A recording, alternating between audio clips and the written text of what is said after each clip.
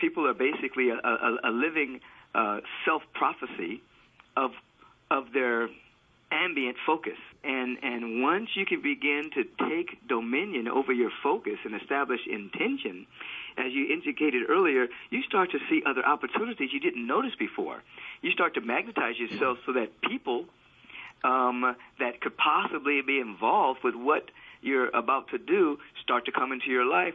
Or sometimes you notice that they've been in your life all the time, but you didn't even really notice their value or their importance and the camaraderie that was there. It's just like many years ago when I shifted more towards vegetarianism, I started noticing all these vegetarian restaurants. And I remember as a young man in my 20s, and I went into one restaurant, and I said, "Oh, my God, how long have you been here? This is beautiful." And they said, 20 years. I had been driving that route for years as a young man and had never noticed that restaurant. I'd only noticed the fat burger. But as soon as I shifted my intention, I noticed that particular restaurant that had been there for years, almost as many years as I was old.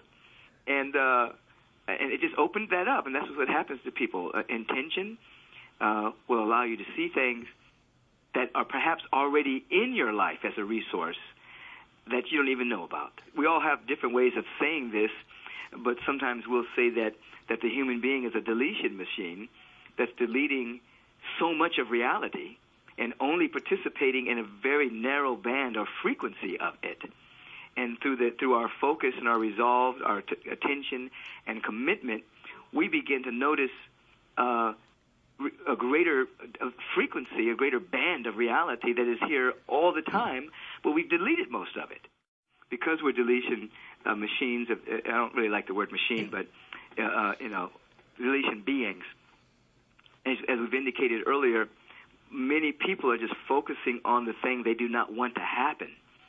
So they're deleting everything except for the possibility of this negative thing occurring. They take an action and prepare themselves against the negative thing occurring with emotion.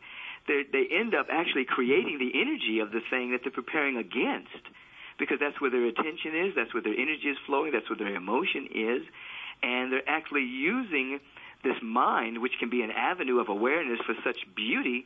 They're using it as a way to magnetize negativity to themselves and then wonder why it's happening, or wonder why I call it driving through life with your brakes on.